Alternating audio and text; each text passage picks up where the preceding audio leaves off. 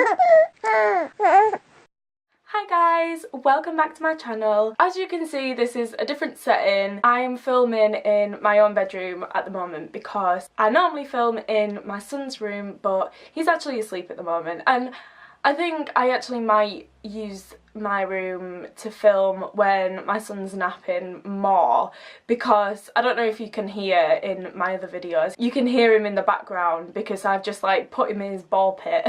I've told him mummy's gonna be 10 minutes, and then it gets after 10 minutes and he's like, you said you were gonna be 10 minutes. You need to come and give me attention. And yeah, sometimes it takes more than 10 minutes just to film an 8-minute video that I cut down quite a lot because I said like a lot. So let's get into this video. This is quite a hard video for me to film because bullying has always been such a big part of my life, from primary school to secondary school, then to A-level, and even at university, and then into a job. And I think bullying really needs to be recognised. Everyone knows that it's a thing. People have been bullied from the first time humans were ever like put onto this planet. But now bullying, I would say, is so much more intense. Everything else that comes with the 21st century, with the advances in technology and the internet, all those good things, positive things, whatever you take from them, is also letting in the bad things, and that is cyberbullying. From my personal experience, I would say cyberbullying is the worst of any form of bullying. I'm gonna talk about that in the second part of this video, but the first part I want to say about the times when I was like physically bullied. So in the times just before GCSEs, when I was in the school, which was the worst for bullying, I think every single person in this town knows that Altonshire was the worst. Everyone, I would say, was a victim of bullying. Even the bullies, you were probably bullied before, you take that and then you use that to bully other people. Like, that school was ridiculous, and I would say that was down to the teaching, the fact that they didn't care. But actually, that school has been shut down now, and I am so glad. I don't know why the Ofsted reports were so high for that school. I guess it was because they made us do those stupid tests on the computer that lasted about 20 minutes, and then it came out like and told you what sort of learner you were. And then on the days that Ofsted would come in, the teachers would be completely different. They would be so nice to the students. Obviously a lot of teachers would have lost their jobs from that, but like, they were rubbish anyway. I literally had 3 years of just not learning anything, and just all I remember from that time was being bullied. There were a number of occasions where I had to like literally sprint back home because we are constantly told not to fight back your bullies and just ignore them. Just ignore your bullies. What I'm here to tell you is don't listen to that advice. That could possibly be the worst advice an adult could ever give a child. Yeah, my advice is fight back, because once I did eventually fight back, like after all these years of being beaten up, once I fought back, all that physical bullying had stopped. So I remember my last ever fight in school. I was in the lunch queue and this girl, she'd beaten me up a fair few times. Like, she had other friends as well that would occasionally beat me up for no reason. Like, I don't feel like there was a reason. It would be interesting to hear what that reason was. Obviously this is just coming from my side. So we were in the lunch queue and this girl just kept pushing and pushing me, and obviously I listened to the advice of adults, just ignore them, just ignore them, just walk away. So I ended up just leaving the lunch queue and just walking outside, and the girl followed me and she just continued to push me. This is really bad thinking back, but it did stop bullying. I just turned around, grabbed her by her hair, and then just kicked her. And that was literally it. I was so scared. I like ran off, and I remember looking behind thinking that she was going to be chasing me. I looked behind and she was like slowly getting up off the floor, being helped by her friends, and I remember just looking back thinking, oh my god, like, I really hope I haven't hurt her. I felt so bad. Obviously, because of that incident, my parents had to be informed. Because that school was a piece of shit, they were contacted, not because I had been beaten up before, but because it was me that had beaten up someone else. Well, beaten up. I had literally just, yeah, that, I don't know. That wasn't beaten up, but, you know. I was talking to my mum about it the other day when I told her I was going to make this video, and she said that, yeah, she had to come in and she had to basically tell them that all this time, like, I had been bullied and it hadn't been recognised, and that the teachers need to do something about it. I'm still not giving credit to the teachers for actually, like, doing something, because that went on for so long and my parents were never informed, so no credit to them, but credit to me for fighting back and not ignoring bullies, because that is not something you should do when it comes to physical fighting. Okay, I don't know why I got so worked up about that, but I don't know, I'm glad I got it off my chest, and let's get on to the more sad side to bullying. I don't know what sort of advice to give to this, because cyberbullying, it needs to be stopped. And there was one time of my life that really does stick out to me, because when this had happened, I was 14, I think, and that was the first time I had self-harmed, and the first time that suicide had actually come into my head.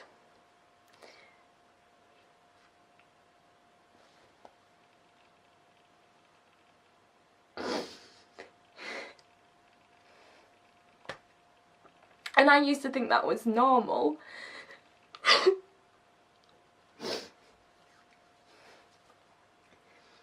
And I used to think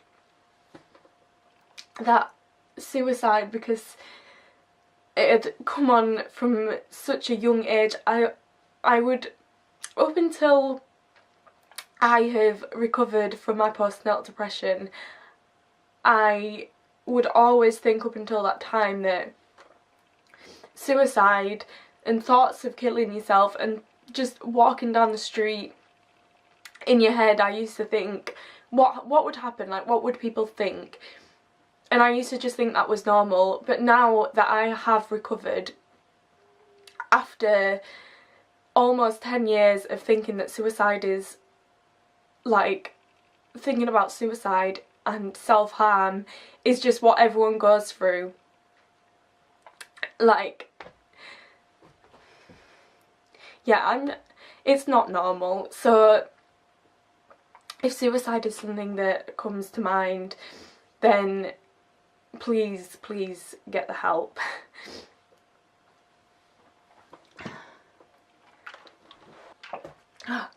Sorry, I didn't think that I would have become so emotional about that. But yeah,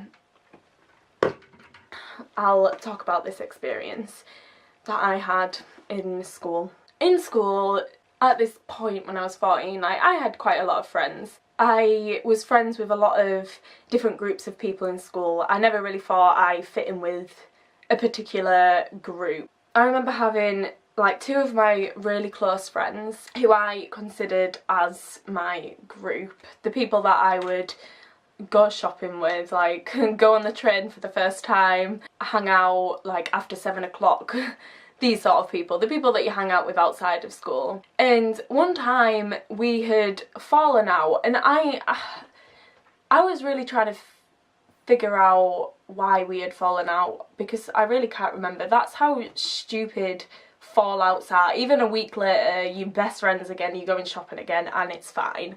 And these girls, they had made a Facebook page about me. The profile picture was basically a fat person, a naked fat person, and they had photoshopped a picture of my face onto this fat person. But they had literally added every single person in the school, and they added me as well, and I remember accepting it. And I don't know, back then, when you're 14, you just accept anyone, don't you?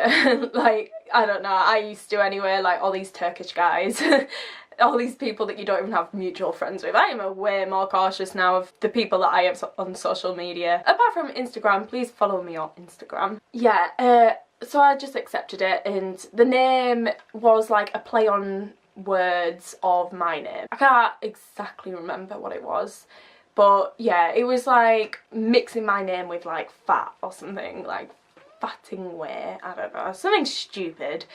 And they had done written a description about me and talked about how I was fat. I remember the next day or a few days later, someone had like said something at school, like not a friend, just like a random person, was talking about this Facebook page, and like the way that they came across was that they thought that was me. Like, what?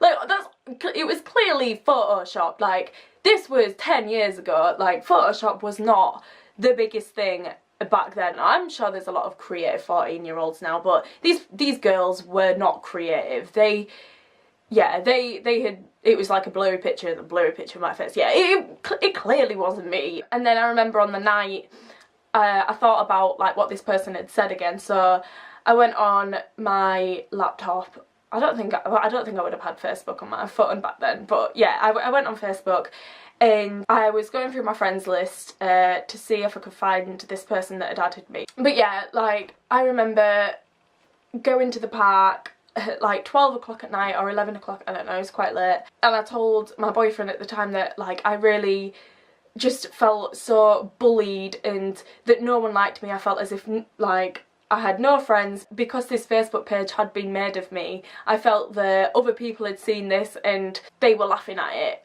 I don't know, maybe they were, but like, I don't know, when it's on social media, you just think that when you're the victim, everyone is against you. My boyfriend at the time, he had come to the park to see me because I told him that I just wanted to die, basically, and that was the first time he had ever heard me say that. He had heard me say that a lot more times after that.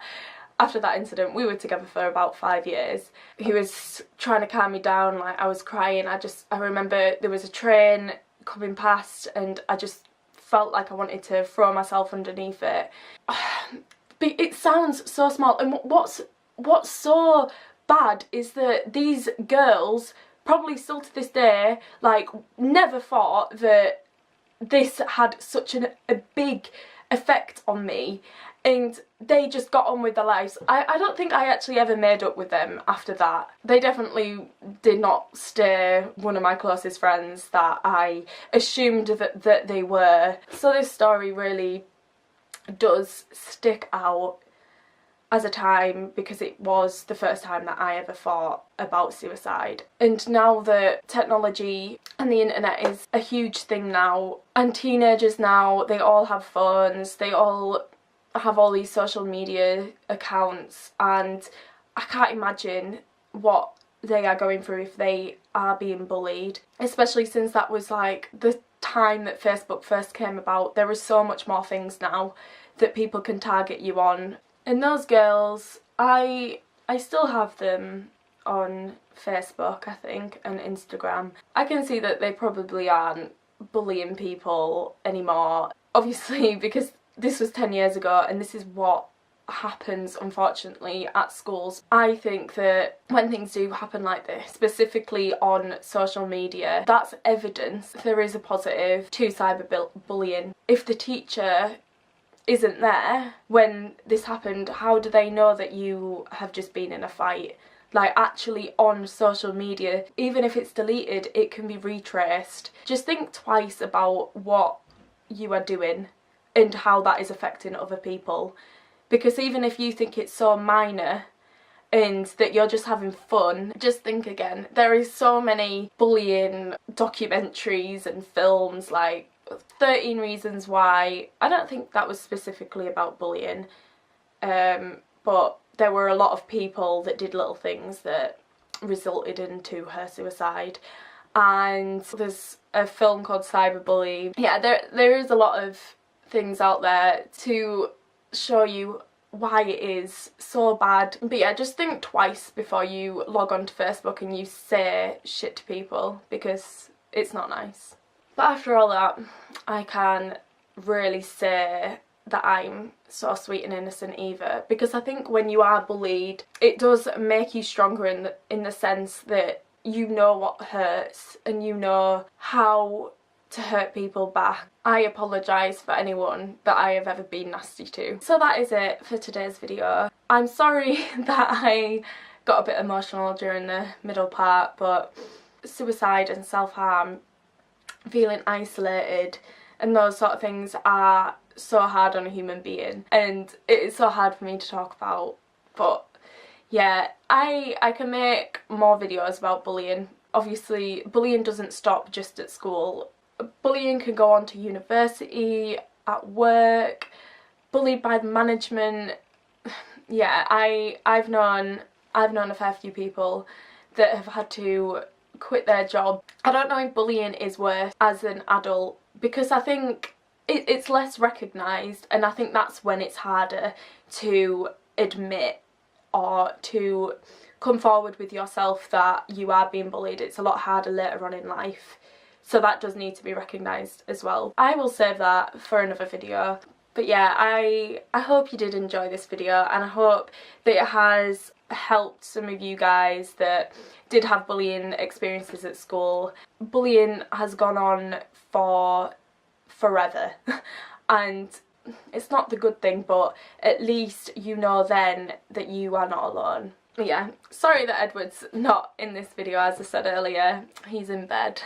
But I will try and make him in the next video. So if you haven't already, please hit that subscribe button, give me a thumbs up, and I will see you next time.